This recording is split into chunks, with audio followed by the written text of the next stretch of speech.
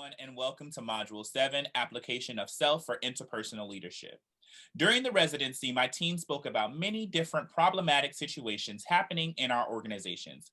With each of us being state employees and majority working in education in some form, we have come to an agreement that the core problems were lack of communication, lack of support, safety, and collaboration.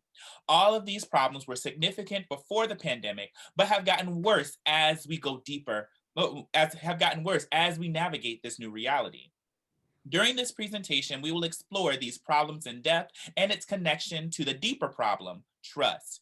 We will then discuss solutions the solutions we agreed upon, the short and long-term goals, and we will wrap up with goals for each of our organizations as a result of our solution, any questions that may still linger.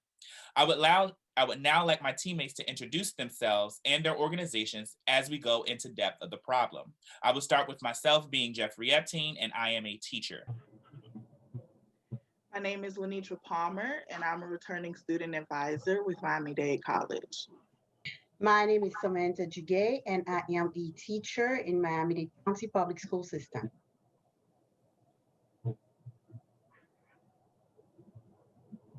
Adreann. Adreann. Good morning. My name is Adreann White, Administrative Officer 2 with Solid Waste Management. Hello, I'm Reynald Bleus, and I am a correctional counselor at Miami-Dade Government. And I'm going to introduce the problem. We are all government employees, and some of the problems that we usually encounter in our organizations are lack of communication, lack of support, lack of collaboration, and safety issues.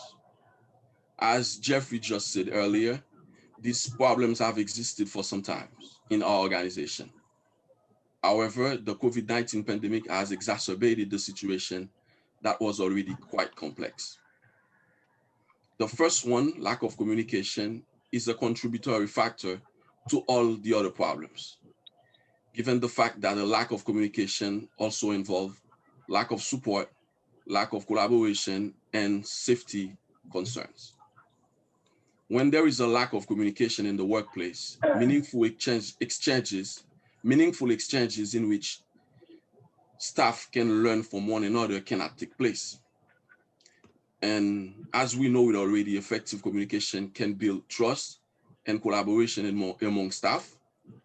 And under these circumstances, change becomes necessary. So I will leave it up to my colleague Jeffrey to introduce the solution. What are the consequences, Reynald, of the organizations having a lack of communication and collaboration and support? So some of the consequences created by the problems that we identify in our organizations are like passivity, because staff avoids raising questions or concerns that could stimulate discussions on the issues and possible solutions. And there is also a lack of trust, like we said earlier. Staff is reluctant to offer new ideas, and there is no support or not sufficient support from administration. And under these circumstances, it's easily to see that we need to bring change. We need to bring some type of change. Okay. Thank you for that, Reynald. So now we're going to go into possible solutions. Our first solution would be a forum, an open forum for the staff to participate in. And I will now turn it over to my teammate. In regards to the open forum, it's very important that we be transparent as leaders so we can build on our communication and our behavior as a leader. Because if they look at our behavior, they'll in turn pick up that behavior trait and learn from that. Also, when we're dealing with our employees, be specific about what it is that needs to be done. As it relates to, any project And also be careful how you speak, how you communicate towards the employees. Listen, create an open dialogue for those employees so they'll be able to give their feedback. And also make sure it is important that you easily have things accessible to those employees. What I mean by that is, again, the open forum. Make sure that it's an open dialogue where they can feel comfortable and be very personal with them. Empathize with the employees, so that way you can build that trust, and they'll be willing to communicate more on a personal level. Well, is the forum, is that it? Is that all that the team is offering, just the forum, or is there more to it? No. We can also include surveys because don't forget, survey provide answers and they also keep anonymity. Not everyone want to come forward, especially you have people that do not feel safe. They feel like they are being targeted all the time. So when we create a survey, it help come up with the solution to the problem. And we able to accumulate accurate data and compare it. As you all know, we are using the model from the School of Improvement page of the Miami-Dade County Public School website, as it is highlighted down in the slide. And Miami-Dade County Public School System is the fourth largest district in the country. So what we observe in all of the schools is a lack of trust, and a lack of communication. It is very common.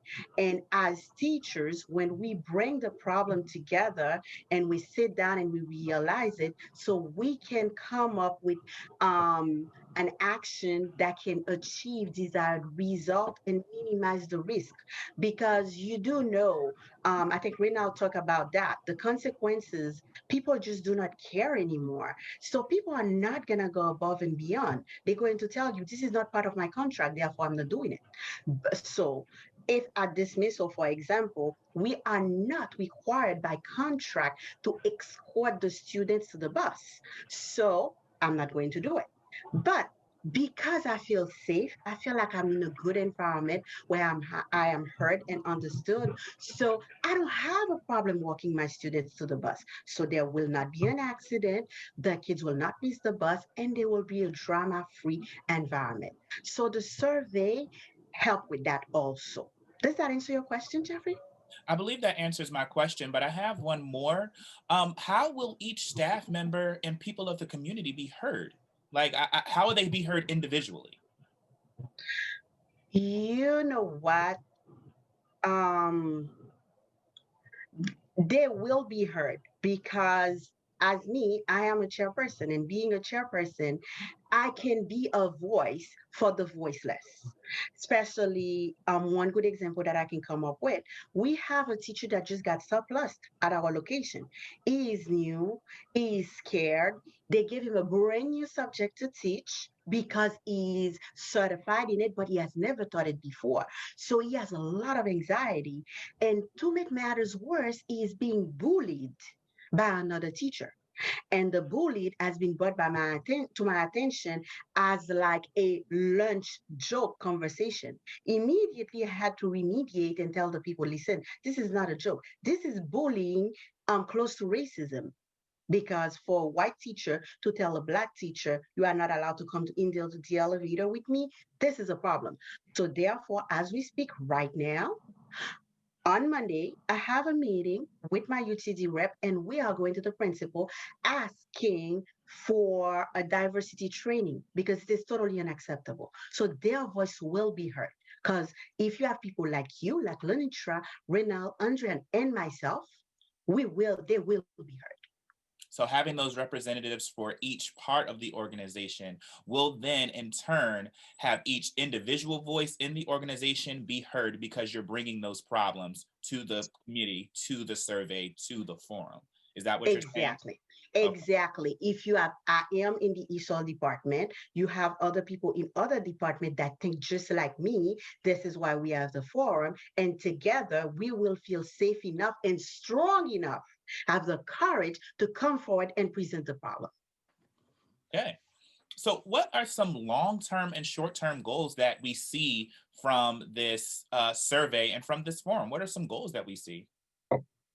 Well, as far as the short-term goals are concerned, those are the things that we would like to be able to see happen immediately or almost immediately. So that would be a more positive work environment, increased productivity and communication, and also efficiency.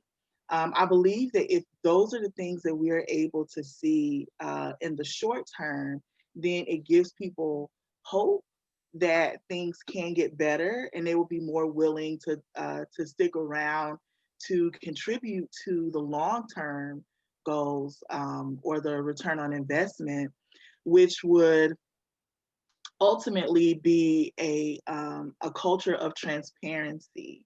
So then instead of it just being all these smoke and mirrors, people, even as they're coming into the organization as new hires, they're able to see that everything is transparent. And because that culture has been established, then they would more easily fall in line.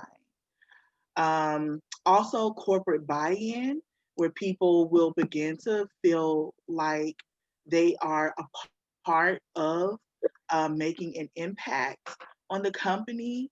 Sustainability, operational excellence, which I think kind of goes back to what Samantha mentioned about being more willing to do things that I know this is not in my job description. I'm not mandated to do it, but because of the culture of transparency, and because I feel heard and I feel welcome, and that my feedback will be welcomed, I'm more willing to do things in a spirit of excellence and to go out of my way. Loyalty, you would see people would stick around longer, so turnover rates would not be as high. And then also improve stakeholder experience, which would lead to bigger bottom lines. So with stakeholders, you have the internal and the external stakeholders. Um, and the external stakeholders will be able to benefit much more because the people who are working within the organizations, they will be the internal stakeholders. They will feel better about doing their jobs. And so they will be able to create a better experience for the people outside of that organization, and how they are impacted. So, LaNitra, let me ask you a question quickly. Do you think everyone will be on board with that? Absolutely. I think everyone would. I think everyone loves the idea of being heard and feeling respected, and feeling like what they are contributing is making an impact, a positive Do you think from the survey that we're presenting, from the forum that we have and the goals that we see, do you think a feasible plan can be built from all of the results that we're seeing from the survey, from the forum, and the goals that we want to reach? Do you think a feasible plan can be built from this? Yes, And absolutely. I believe so too, because at the end of the day, when we have empathy, remember everything that we learn. As people that want to be leaders, our job is not to tell the people how to do their job. Our job is to support them. Mhm. This is what leadership is all about. So we will be able to bring it together. I believe so. I agree. Thank you. So we're wrapping up into our conclusion right now, and I want each of you to give a goal for your organization. What goals do you see for your organization that will come from the solutions that we've come up with? What goals do you see? And I will start off, and then you go ahead. And I see for my organization, we all of us coming together as a community, coming from the parents, from the teachers, from the administration, and even from the students, all of us coming together as a community so that we can have that one goal of moving forward to build the goal of the academics and then also build the culture of the community. That is what I see can happen from this survey and from the forum. Well, as for me, I want to build family because in the time of COVID, really, I really don't want to talk about only data. I want to tell someone, I am here for you and you are here for me. I want to build a big family. I just don't want the workplace to be that person I work next to without knowing that last week their mom passed away or their brother passed away. And it happened a lot where we see a teacher absent for a week, and when they come back, it is assumed that they went on vacation, while in reality, they were dealing with COVID death. And if we are a big family, if we care and we have empathy, we will know what's going on and we will be there for each other. I think that for Miami-Dade College, the biggest benefit or I think the biggest goal would be improved efficiency.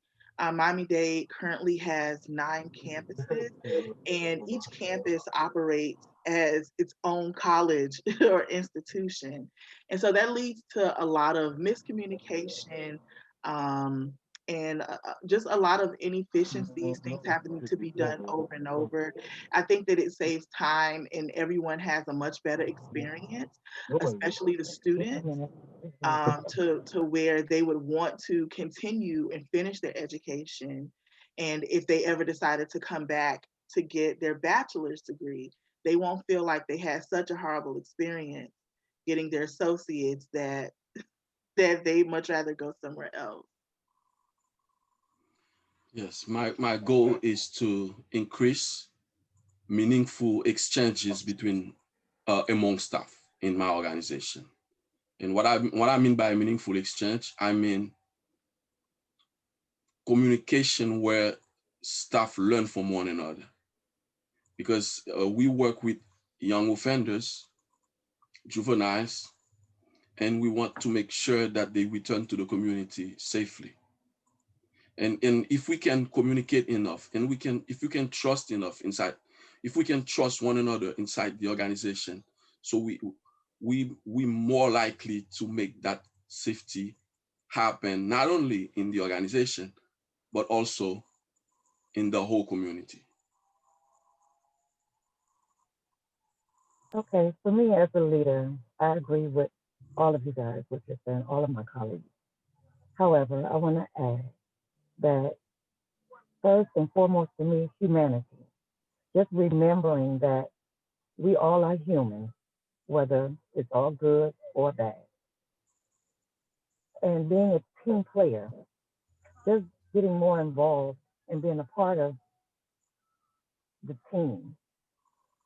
And also with being a part of the team, just try to inspire commitment and, give motivation and have a little more self-awareness and self-empathy. But last but not least, lead by example. If we as leaders lead by example, your your team will follow. They'll look up to you and they'll shadow you because of the trust and the communication that you've built throughout this whole process of just creating that open dialogue and having that self empathy for their voice. Thank you. I want to thank everybody for their answers and then showing that moment of empathy for yourself and then for your organization. I want to thank you all and thank you for coming together during this time of COVID. This is something that we need, and this is a conversation that definitely needs to be had. And with that being said, thank you for listening to our presentation, and we hope you have a great day. Thank you. Thank you. One last thing I want to add. I want to say thank you to Dr. Andenoro for giving us the opportunity to be creative. Um, we we wanted to do a forum, something totally different, and we wanted our voice and our faces to be seen, not to be just read on a paper. And thank you for that opportunity. Yes. I agree. All right.